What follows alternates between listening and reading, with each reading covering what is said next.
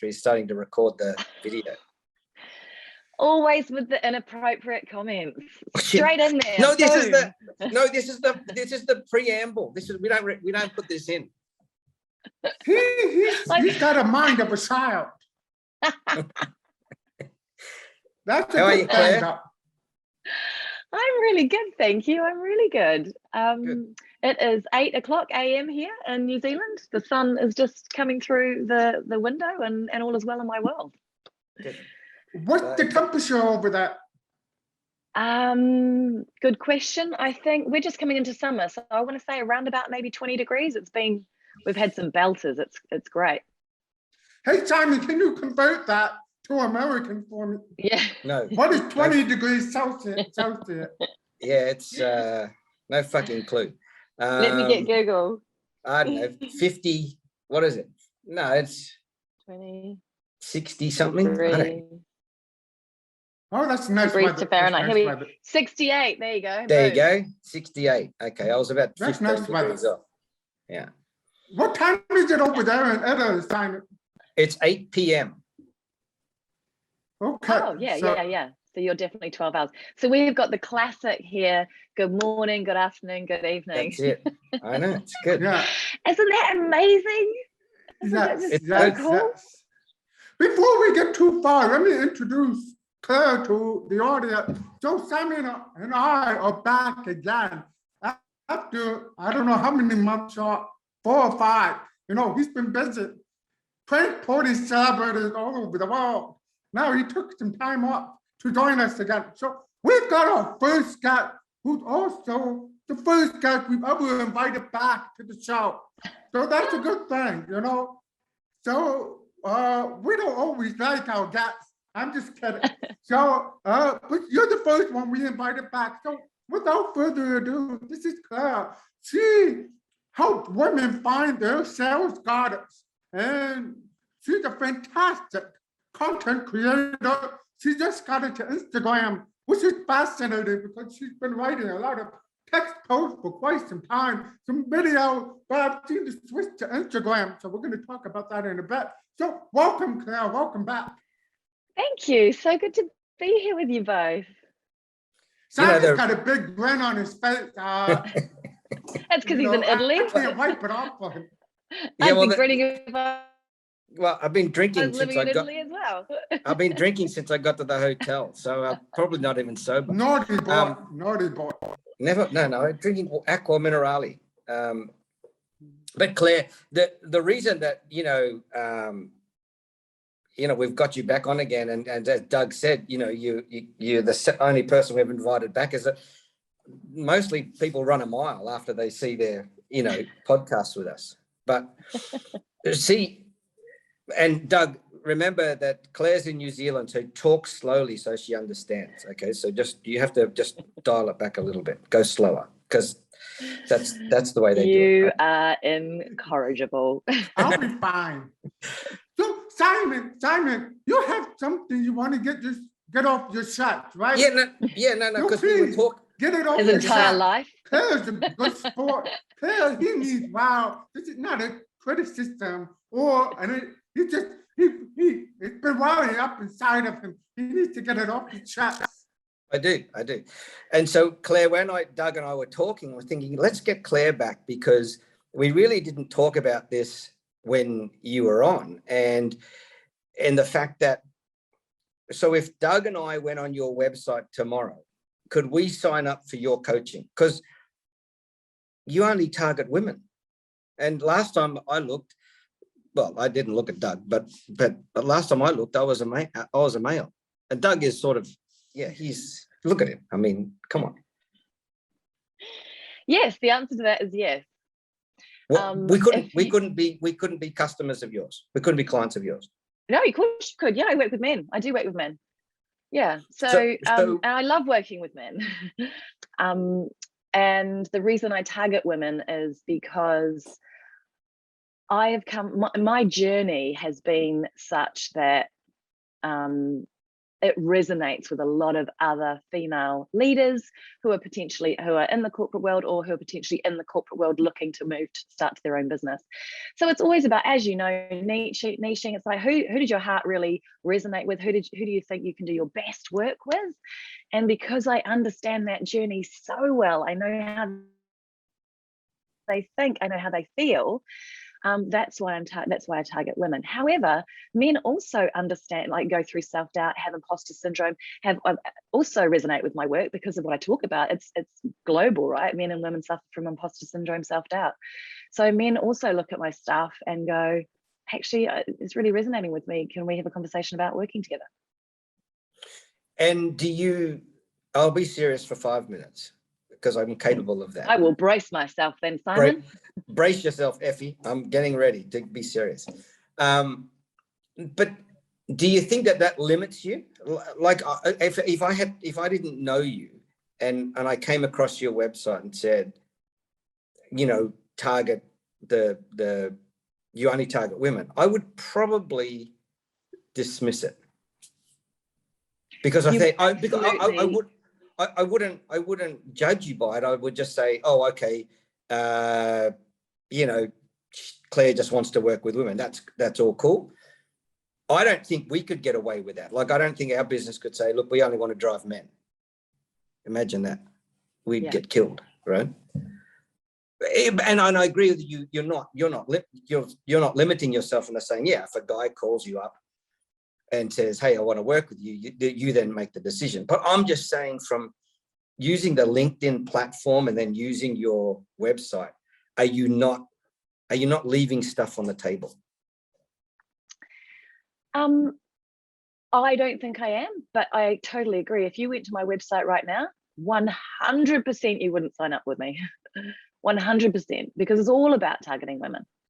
But I don't think that limits me. I think that actually, I feel like when you're heart aligned with your potential client, with your ideal, I call them 5-star clients, when you're heart aligned with them, when you're speaking directly to their heart, then it actually draws them in more. And so they really want to connect with you, and they want to have a conversation with you. And so I've tried being all things to all people. I started my business because a lot of my work is around mind flow, understanding how your mind works to create your results. Everyone needs to know that. Everyone is causing their own suffering through how they think. Well, look at Doug's TikTok. There's something, he's like had a mental breakdown. And I mean, look what he's doing on TikTok. So when I first started out, I wanted to help everyone, and I got donuts, absolute donuts. And the more my message got targeted, then I started talking about self-doubt, then I started talking about imposter syndrome. So the more I've got more targeted, the more people have come into my community and come into my work and coming into wanting to have a conversation with me. What, Doug, what do you think? I'm not convinced. I'm not the one who had issues with that. I totally see how her target audience would be attracted to that message, because it is specifically targeted to their journey and their frustration, their struggle. And having worked with a number of women in my work, imposter syndrome, especially for women who are launching the first business or trying to climb the corporate ranks, they often feel that they have to do more than their male counterparts, that they have to, they're the ones to pick up all the excitement while everybody goes off to have a drink. They're the ones who stay later. They're the ones who sacrifice their personal time, so on and so forth. So I encourage people to strongly consider niching down to a point where you can actually talk to somebody one-on-one. In my case, I don't do that, right? You know this myself. If you go online, not really, my work is my niche, not the industry. But, and she said, before I take it, everyone, it was donut. Now I take it women. I have a steady stream of income. Who am I to argue otherwise? But I see your point, Simon. You feel like she's leaving money on the table, that she should be having programs for men and women. But I find I like her content, even though it's not directed at me. I don't feel I'm the token audience, but I still learn from it either way. So it's universal, as she said. However, it's much more powerful when she's targeting women who strongly want to work with other women who can help them get there. I have a question for you, Simon. Since you are a 20-year back in the corporate world, do you feel like women work harder than their male counterparts out of pressure, out of the imposter syndrome, or do you feel like they're one of the boys? It depends what industry, but in general, yes, women work harder because there's Right. still a wall, you know, which is, I don't think it matters whether you're in Europe or the US or Australia and New Zealand. I don't know, Claire, it's been a long time since I've worked in corporate Australia and New Zealand, but I look at a lot of the female friends I have in Australia and New Zealand in corporate, they certainly punch well above their weight. Claire's run away. Yeah, and I was just thinking, can you see it like whirring? I know, she's run away. I think there's a lot to unpack in what we're talking about here, and so I'm just going to go surface, and I think there is a massive proving energy that women feel they need to prove themselves that they are the same as their male counterparts.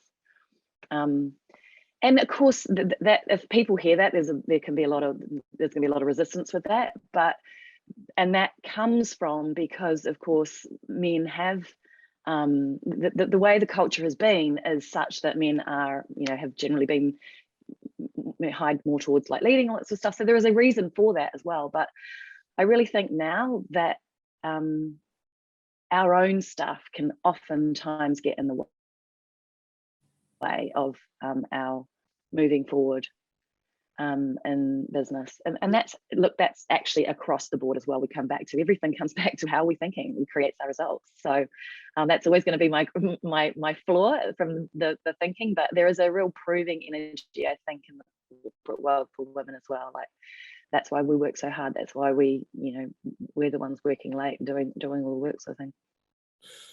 I think if you, and I don't know about what you think of this, but I look at the LinkedIn, I kind of look at LinkedIn as my barometer for corporate. It's probably the wrong barometer, because there's a lot of kittens and snowflakes. It's not reality. No, social is social. It's certainly not my corporate reality. Social a mask. We don't deal with that kittens and snowflake. We deal with insanity, irrationality. But I do think it's a barometer of kind of the corporate cultural, temperature, in terms of the strength of men and women and the vulnerability of men and women, in corporate and life. If you look at a lot of the content, and I'm sure each one's, if you looked at the 3 feeds that we have, that you have, Claire, that Doug has, well, God forbid if we looked at Doug's feed, who knows what we'd find. But rational people like you and I would have, rational feeds. He wouldn't.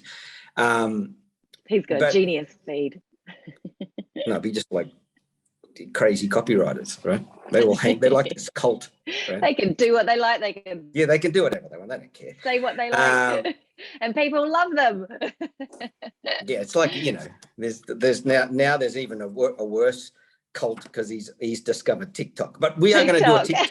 Yes, he's done a TikTok, and I think he just smokes a huge amount of weed and then he gets on it and does it, like, because that's the only way he and I are going to do one. So, but we don't. Are you on TikTok, Simon? No, my kids would ban me. My kids have banned me. I do not smoke weed. I don't think I've ever seen a joint since I was 20 years old. So okay. I'm 100% sober when I do these TikToks. You are not. No one can. You are not sober when you do. No one could do that sober. What do you do on TikTok? That's not true. What? Well, when we do one together, Doug, I can promise you we won't be sober. right? I have to be sober because I do all my TikToks at 8 o'clock in the morning. I'm definitely sober. Are you wearing pants? Like, are you wearing pants when you do them? Please tell me you're wearing pants, because like Yeah. I'm convinced you're not. So anyway, where were we before he went? See, I told you he gets on this freaking TikTok, he goes crazy, right? It's impossible to have a serious conversation with him because he's TikTok mad. Now listen, so did you get that? Did you get that bee out of your bonnet? Do you feel like you've cleared the space with that question about me niching to only working with women? No, I do not. I've got another question for you, because I remember you wrote a post about you wrote stuff down. Remember where your dad gave you the book Dale Carnegie, How to Win Friends and Influence People, right? And you wrote, okay, here's how much money I want to make, here's what the car I want to drive, and what was the other one? Which guy I want to marry? Some guy. The guy I wanted to marry, yeah. Okay, so how did those three things work out for you? I got them all, every single one of them. That's what blows my mind about that. So the guy that I wrote down to marry, I wasn't even with him. I wasn't dating him. I was 18 years old. I went overseas and I came back about 21 and met him back at the squash club. I hadn't been to the squash club. That's where I had seen him. And I met him at a squash tournament. He came in. I still remember him came in. He'd been surfing, sea salt in his eyebrows, eating an apple. He goes, "Hey, Claire, how are you?" And we got to kind of like got together from that moment. And then, yeah, 3 years later, we were married or whatever it was. But yeah. And so I got it all, every single one of them. Okay. The car and the salary, I got a lot quicker. The man just took me a little bit longer. Okay. Because I went away for 2 years. Give myself some time. No, that's fair enough. Fair enough. And what was the car you wanted to drive? It was I can't remember the name for it. It was like a Nissan. Oh my God. It was like a sports car. It was like it was a cool sports car. Okay, let's move on. It was cobalt blue, which was at the time no one was driving a cobalt blue car. It was hot. I was so proud of myself.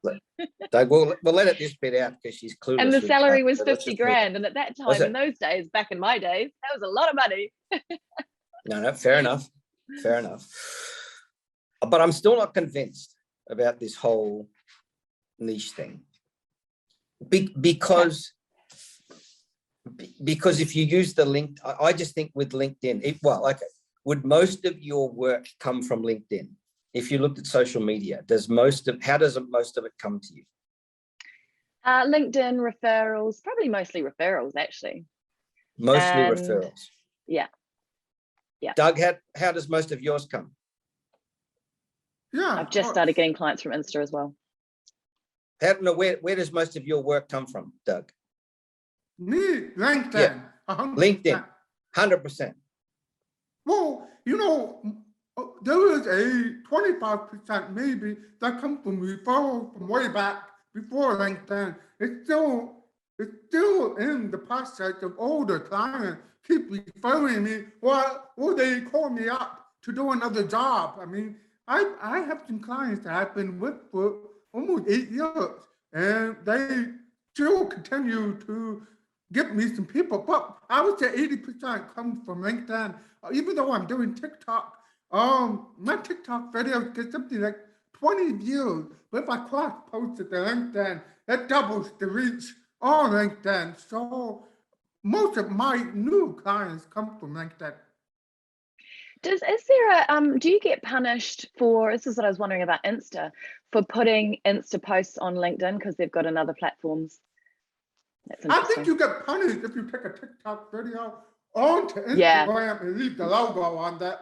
You do have to go to some website to get the logo off and cross-post it. But from TikTok to LinkedIn, my reach just goes through the roof.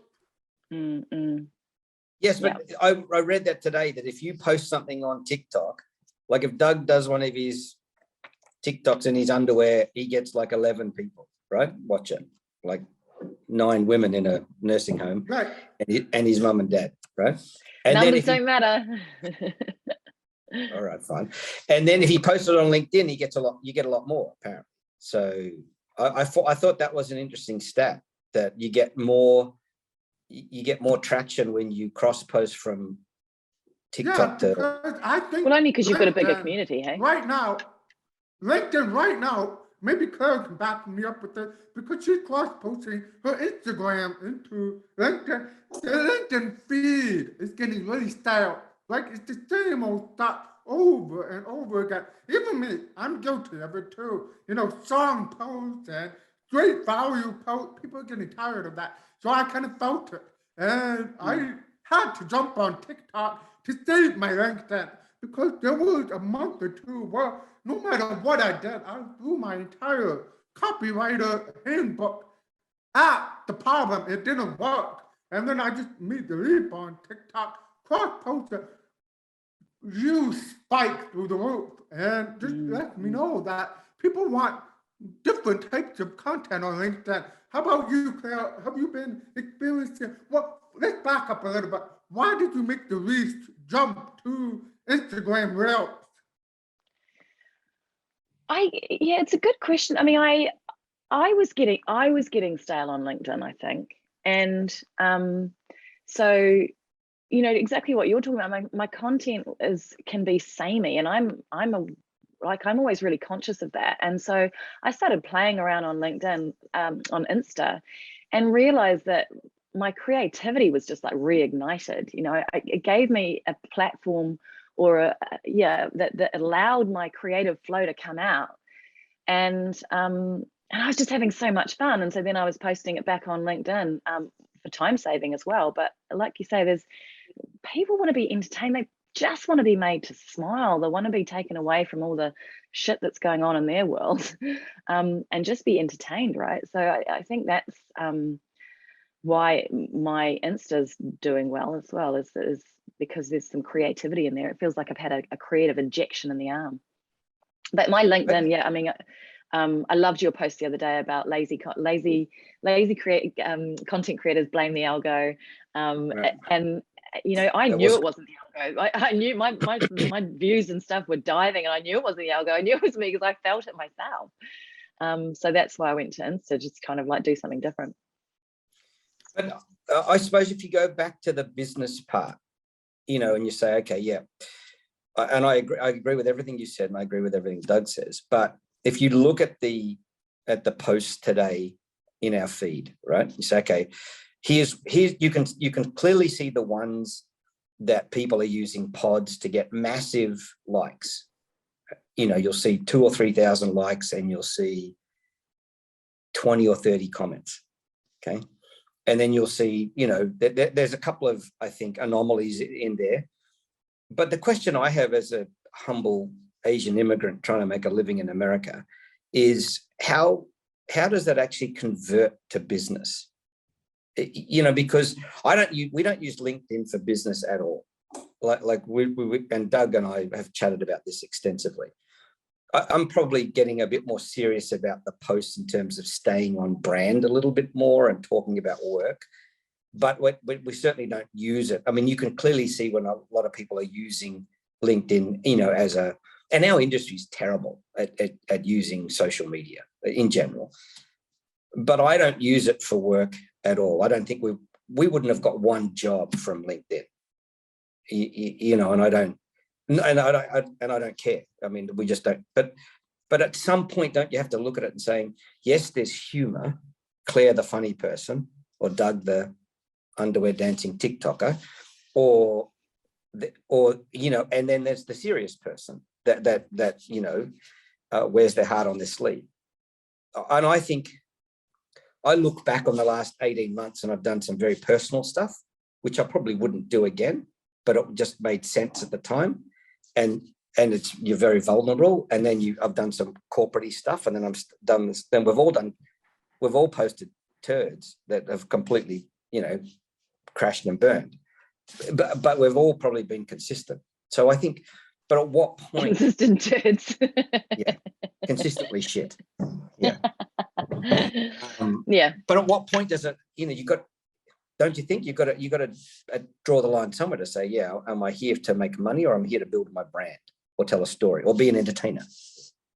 Well, all of the above, I'd say. Like, for me, I don't know what you think, Doug, but I'm there to create a community. I'm there to share a message and to build a business. And in doing that, I want to show who I am. I want my community to know who I am, what I'm about, how I can help. So you can do that in so many different ways. But you know, always, what value am I bringing to my community? Like, what's the point of being there if you're not bringing some sort of value? There's no point me even being in business. If I'm not bringing value.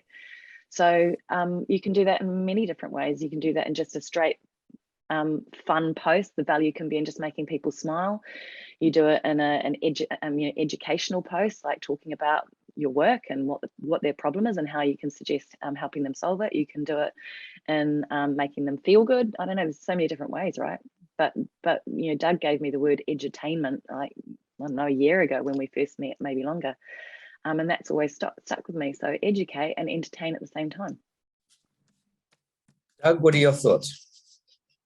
Yeah, so I was thinking about this morning because a client of mine who's following my TikTok asked the same exact question. What is the point of all these TikTok? Are you even getting business out of this, or are you just being a clown? He called me a clown. Hey, Dale, how you doing? So I said, no, I'm not being a clown. What really happened, if you really think about it, I gave him this answer. I'll give you my answer. You go back to, let's just say 1980, Claire and me will not be able to have a business. Why? Because it would cost too much money to put an ad in the newspaper, put an ad in the magazine, put a radio spot to get a billboard up, right? 1980 and before that. You know, big business is what attracted people because they were the only ones who had the budget to get customers, clients, and so forth. And then over time, right, big business started to dominate AOL. They got all the ads going and so on and so forth. It wasn't until we got into the creator economy, which is where we're in now, where people buy from other people. Right? We're going back in time in a weird way. Before big billboard, before magazine, you bought good products and services from your local community. People you knew, your neighbors, your family members. I mean, it was very localized. And it was based on people you interacted with. Okay? Now we're kind of back to that, but with digital marketing. So TikTok and my post, as well as Claire, just another way for me to connect with people who want to do business with people like me. I'm not for everybody. I am very straightforward, blunt. I can have a little bit of an attitude. I can be very funny at the same time. But you wouldn't know that if I didn't put myself out there. So if by putting yourself out there, you attract the people who want to do business with you, and you repel people who think you're being a clown. So quite frankly, TikTok has been the most awkward thing I've ever done in my entire life. It took me a year to get on TikTok. I wanted to be on TikTok a year ago.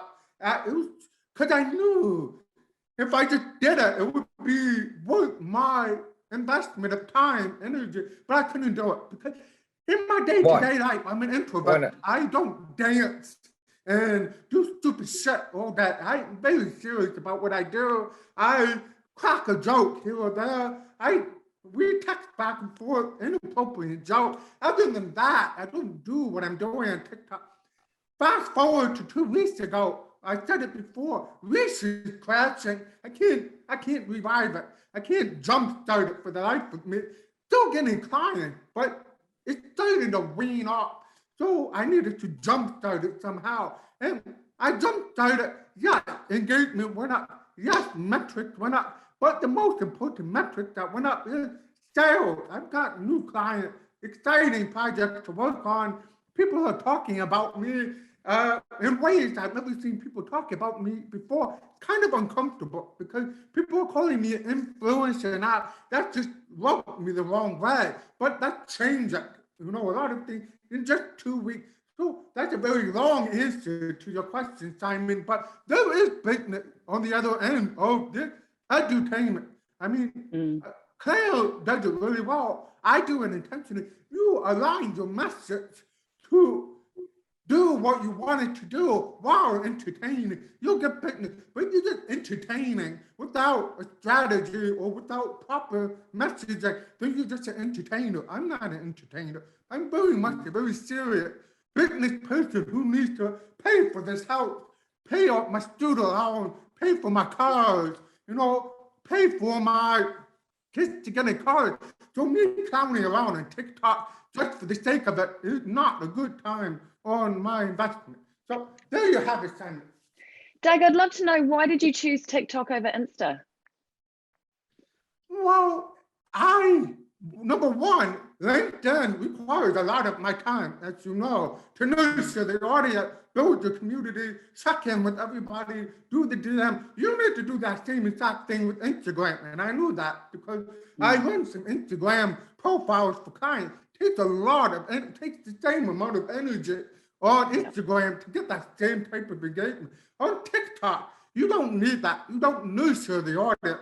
The algorithm on TikTok doesn't care how many followers you have. It doesn't care how many likes you gave other people. It only cares, it takes your content and puts it in the feed and touches it. It doesn't care what you do. So it's not like you're ghosting people by posting and running, but there's a lot less time management to do on TikTok. So I needed another platform where I didn't have to do what I do on LinkedIn and do it on TikTok. So in other words, I would be on social media 4 or 5 hours a day trying to amp up the algorithm. So that's the long version of why I chose TikTok.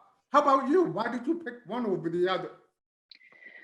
I just found, I was doing a little bit on Insta anyway, personally. I guess I just knew the platform better. I don't really have any, I've tried TikTok before, not tried it as from a business perspective, but I've been on it, and it just Insta resonated with me more, and I found it an easier platform to understand. But to be honest, I didn't really look too much into TikTok at all. It was just I had an affinity with Insta already. And Doug, with TikTok, what's the duration? What's the limitation? Is it 2 minutes? 1 minute, I think. 1 minute. 1 minute. 1 minute. 60 seconds. And can you tag people on it? So do you tag people in the content? You can tag people. You can use hashtag. Instagram, you can go longer. So you do a regular Instagram post and it goes over a certain minute. It'll convert it to a video where you turn the camera sideways. But TikTok, there's a firm time limit. It's quick. You can't go past that time limit. And that's the other thing, I can repurpose content on Instagram as well. Yeah, right. With the videos, yeah. So what are you joining us, Simon, on TikTok? What? Have you got a website yet? You're going to join us, right? When are you going to sign up for an account and start? I told you we're going to do it. We're going to do a TikTok together. I've told you what we're going to do. That I want to see. I want to see. Yeah, well, don't worry. He might not be stoned, but I won't be doing it unaided. Right. No, but if you're going to go on TikTok, Simon, what would be your motivation to do such? Probably to embarrass my children, to be honest. I'm already doing that. Would that. work. Both of my kids have blocked me on TikTok.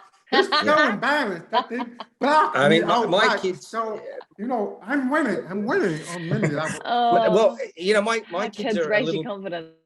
Well, my kids are a little bit older, so they already think I'm a dork and a loser. So, so they kind of think if I do stuff, or even on LinkedIn, or you and I are talking, Doug, or we do videos and put it on our Facebook page, just because for our shuttle business, because we can be a lot more casual with the shuttle business. They already think that I'm a dork. So, but going on TikTok would, make them cringe with embarrassment, which is, I think that's important as a parent, that you should do that. Right. By the way, Simon, just a quick tip for you. If you go on TikTok and you try to do the shuttle business, if you hashtag Boulder, right? There's a whole feed just for Boulder content, and you'll be able to show up in the feed much quicker. So the feed and TikTok, it's very hyper localized if you allow it to be. So if you want to be a brand for Boulder only, and you hashtag Boulder with every single one of your posts, you'll show up in the feed with anybody who puts Boulder in their profile. And I think it has a better reach for local market over Instagram and most certainly over LinkedIn. LinkedIn, if you sell your local product on LinkedIn, Yeah, that's useless. it's very difficult to do, No, do yeah. that. But TikTok, not so much. So something to think about. I mean, I'd look Great tip right there. Well, yeah, but Doug, we looked at our digital metrics yesterday. We you know, Connor, I mean, we run a digital report every week and we look at our return on ad spend. And so we know that for every dollar we spend, you know, on Google pay-per-click, we get X dollars back from Boulder and for Logbot. And it's super hyper local. Nothing, see, people are, to me, people are getting all wound up with these new media platforms, but they forget the most powerful and still the most effective platform is pay-per-click, right? Because it's quantifiable, you can, it's very targeted. It just, for us, it just doesn't, there is nothing that even comes close to beating pay-per-click, you know, because we know that for every dollar we spend, we get, you know, a multiple of that in a return. We've done so much experimentation with that. And I personally believe, see, if you did that for your businesses respectively, you would see a return. You might not, you know, it does take some experimentation and you have to find people that know what they're doing. But I think people look at LinkedIn and saying, I just want to get as much free, you know, work out of it as possible. Yeah, like I wouldn't advertise on LinkedIn. I wouldn't spend media dollars on LinkedIn at all. I'd rather spend money on pay-per-click. But we're in sort of a different, Claire and I are sort of a different type of business, meaning that to meet my revenue, personally, I only need 5 clients per month. So for me to do PPC for 5 clients per month, I mean, I'm a writer and a coach, so my time is finite, right? I can't really take on volumes of people, you know, so I only need 5 clients to hit my baseline. Anything over that, given the pricing I do, anything over that's gravy. So LinkedIn gets me the best bang for my buck. I agree. However, if you're selling products like courses, like, you know, mastermind, right, PPC, a very powerful way to go because it can handle volume. You're driving people to a place where you don't have to be, so to speak. Right. Yeah, and same with me. My programs to date have I've only been looking for a finite number, you know, a small number of people. They've been quite intimate for my group programs. Obviously, my one-to-ones are different, but so PPC wouldn't work. I've not looked at it because it's not really my business model. Right.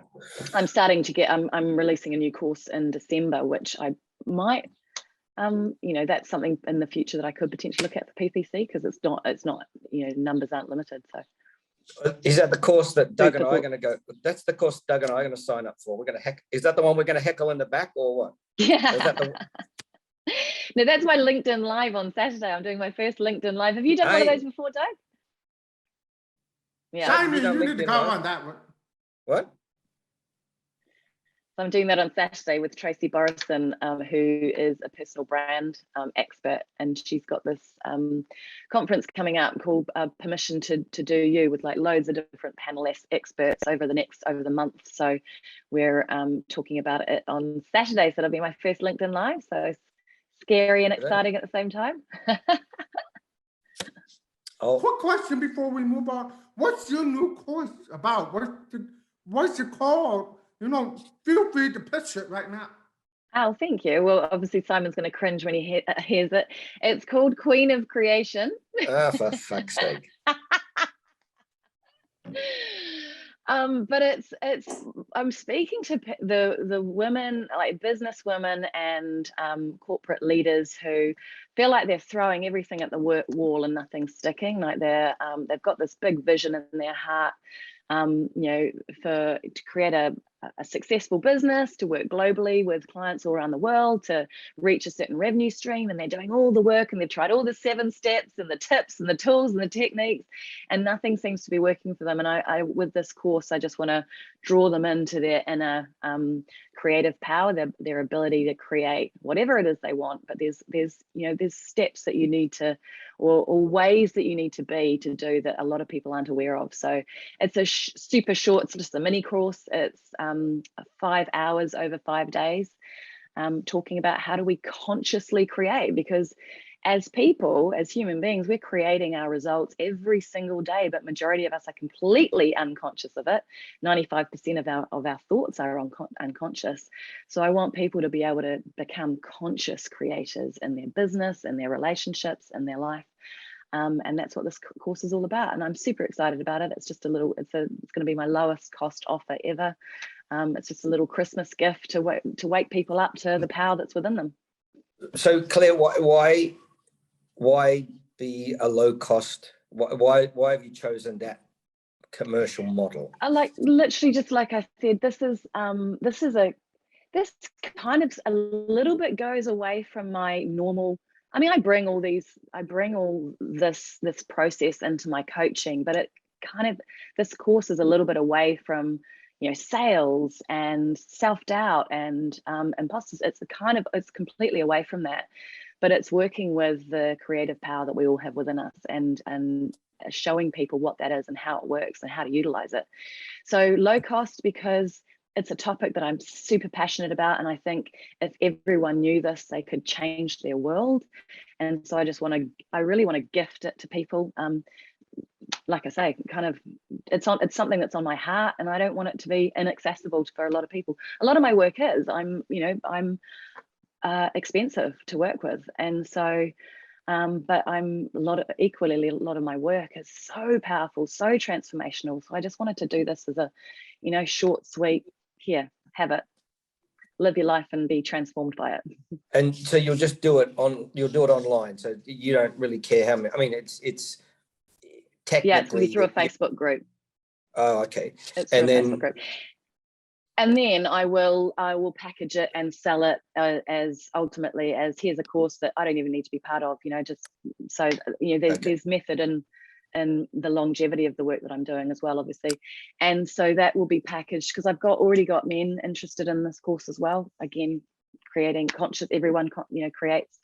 So it will ultimately be a course that everyone can access. And to be fair, a lot of my free webinars are open to men as well. Like I just make it open to anyone. I do a lot of free stuff on Zoom with 3-day courses, whatever. And that is open to men. So I'm not hugely, just to calm you down a little bit. I'm not sexist for sure.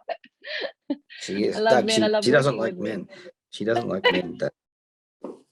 I love men. I love working with men. But yeah, that's it. Quick question. I want to jump in here because I'm very familiar with Claire's work, not her courses. I've never taken the courses, but her content let me know there's a lot of law of attraction, sort of your vibration and Energy. Yep. Getting into that state of mind where you attract opportunities to you and grow your self-confidence. And Simon, I know, is anti that. He's anti voodoo, law of attraction. I love raising my vibration. However, I would argue that Simon actually is somebody people who are in the law of attraction circle should interview, because when I work with him, when I work for him, a lot of what he talked about with this business, he actually treats his business almost like a game. Like he isn't so hyper-focused on specific money target more than he is treating it like a game. Oh, this is the obstacle. Here's how I'm going to overcome that. He's having fun. It's stressful. He works long hours, but I've never heard him stressed about money. At least you and me, Simon, never heard you say, oh, dude, we're gonna go broke or something. How are we gonna do that? Let's make this happen. Let's just do it. Let's have fun. Let's just do it. Your energy is what creates a very thriving business. If I'm not mistaken, Simon, tell everybody, how do you approach business from a mental standpoint? Because to me, a lot of what you do is simply treating it like a game. And by doing that, you're attracting positive solutions as opposed to negative solutions. That's a good question. One that's, hard to answer in sitting in Florence in a hotel after drinking a lot of champagne. Look, you might think we treat it like a game. We actually treat the business very seriously, in the sense that I've got a very good general manager. We've got a customer service manager. We look at metrics every day. But I think if someone asks me candidly what we have built a good mousetrap. We know that we've built a good mousetrap. And so that mousetrap works, and we can constantly trying to refine, how to get that more efficient. And I think you get to a point in a transactional business like ours, like a restaurant or a pub or a consulting practice, where we've just got enough momentum now to we've been very fortunate that the revenue stays fairly constant. And if we take out last year, when COVID first hit, that was tragic for a lot of us. But I think that, we've never had a bigger year financially, in the last 12 months. And then when this coming up to when we finish 2021,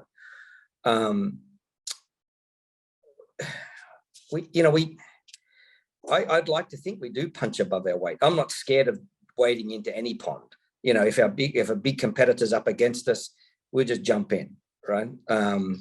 And so we go, boots in. And I think that's just comes with a bit of confidence and about posture, Claire. I think it's I've had, a long time, a lot of experience in sales. So I'm not afraid or intimidated by any sales tactic in our industry. And thankfully, our industry's got pretty shitty sales tactics, and I think that we're very good at, once we've got you as a client, you typically won't leave. I mean, the average age of our clients probably 5.5 years, so, and 80% of them wouldn't know what we charge typically, right? And there's a lot of stuff that we do that's nothing to do with transportation, 30% of it, like security, and that sort of stuff. So. But that's the key word that Claire helps her clients get is confidence. You just said it. You have confidence that you can go up against big competitors. You have confidence with your sales. You have confidence in yourself, the person trying to get this done. And the solution that Claire provides, if I'm not mistaken, is that a lot of women lack that confidence in themselves to attract that kind of opportunities in their life. And this is exactly what she aims to give to her clients. Am I right, Claire? Absolutely. Yeah, that's right. Look, Simon, you've got a knowing that whatever you do is going to work out. It seems to me. And when you operate from that space, the world opens up to you. When you operate from the space of no matter what happens, I'm going to be okay. Then you start trying things. You start trying different things. You have a little bit more fun with it because you're okay. You know that you're going to be okay. So when you operate from that space, and whether you think this is woo-woo or not, quantum physics is a science. We're all creating, whether we believe in it or not, whether we know it or not, whether we're aware of it or not, it's still happening. But that there it is, in that when we have a knowing, when we have a grounded certainty in who we are and what we're offering or what we're capable of, then we just do things and the world opens up for us, and opportunities, we attract opportunities because we're actually coming from a grounded certainty and we're taking action from that space as well. Taking action, knowing, taking action, knowing, taking action. And then you create a very successful business from that. Well, I think it's because I've got, I've been downtrodden my whole life, in the sense that my mother's a bossy, very bossy, my sister's bossy, my ex-wife is bossy, and my daughter's bossy, right? So I've had all these crazy women in my life. And I used to use work as a release to get away from all these crazy women, right? And I'm only joking. But All the women in the audience have just gone. See, daggers getting to no, but I think you're right. I think you do get to that point. I think when we first started, I had no clue, and I lacked confidence, and we were intimidated by, bigger competitors, or we sucked up to big competitors to see if we could work with them. And I don't know what changed. I think we just got to a point of momentum where we thought, you know what, we're actually pretty good at doing what we do. And it was a posture, and I think I had that posture previously in previous management jobs, but I didn't. Here's the answer. I wasn't treating the business seriously. And when I woke up one day and said, shit, I'm going to treat this seriously, everything changed.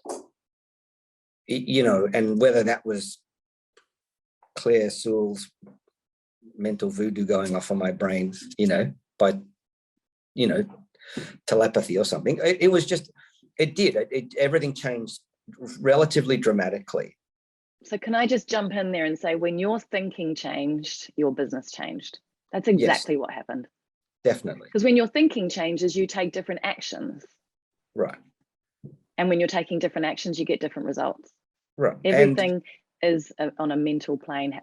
Everything happens. The primary cause is always mental.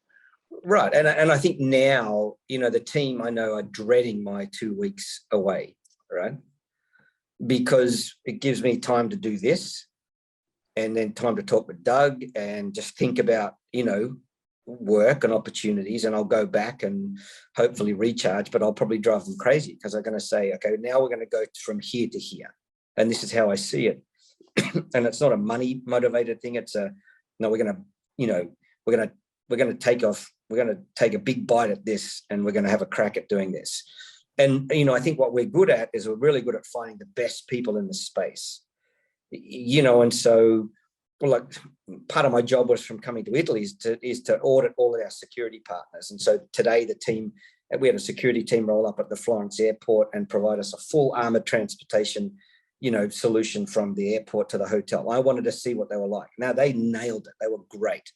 But most of our competitors wouldn't have jumped on a plane, flown to Florence and said, I'm going to go and audit our, on the ground security partners. But we are going to have and Doug doesn't know this yet, because I'm going to get him involved next year. We're going to have a really big push on security next year, like huge, and I'm not scared of jumping into that world, whereas if you knew the military, if you know military people and law enforcement, that's a boys club. It's a very insular boys club. But the best thing about law enforcement people and military people, and I know this could get me in trouble, is they're shitty marketers, Claire. They're shitty salespeople. They're great at doing that finite job, but the transition from going from there to there, that's why companies like us exist, because we can help them bridge that gap. And that's a mindset thing. Absolutely. That's nothing to do with capability. Right. Yeah. Yeah. So I've been way too serious. That's the champagne's I've been born on. But I am definitely, I'll tell you what I'm going to do, because I'm quite intrigued now by all your, as Doug says, your voodoo, Claire's juju.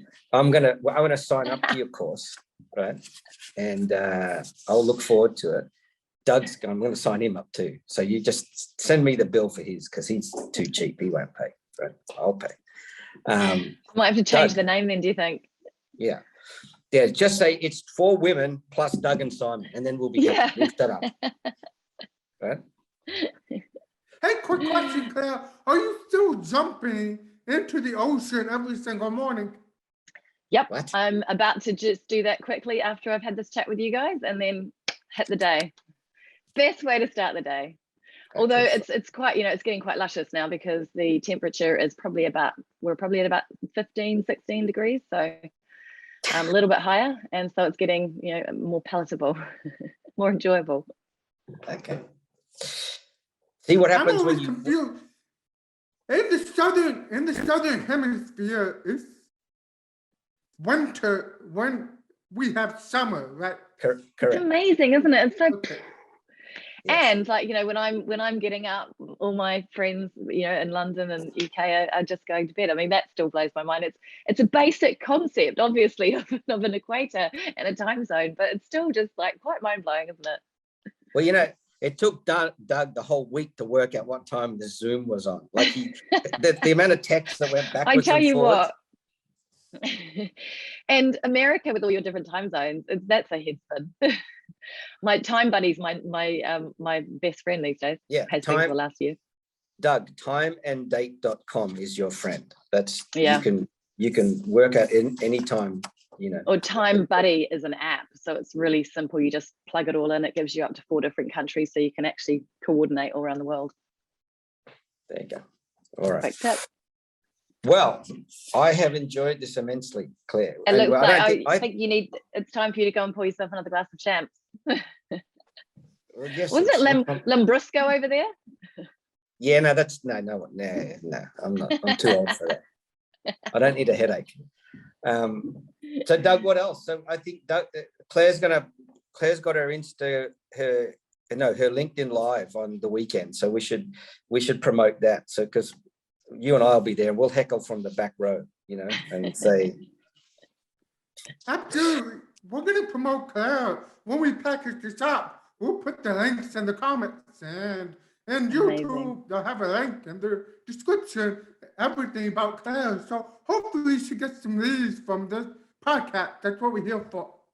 Thank you. And what can I do for you guys? Is there anything I can do for you both? We're beyond help, Claire. Like Doug is literally beyond help. And all right. Thank you for everything, Claire. Have a good swim. Awesome. Always great to talk to you both. All right, Claire. Goodbye. See you later.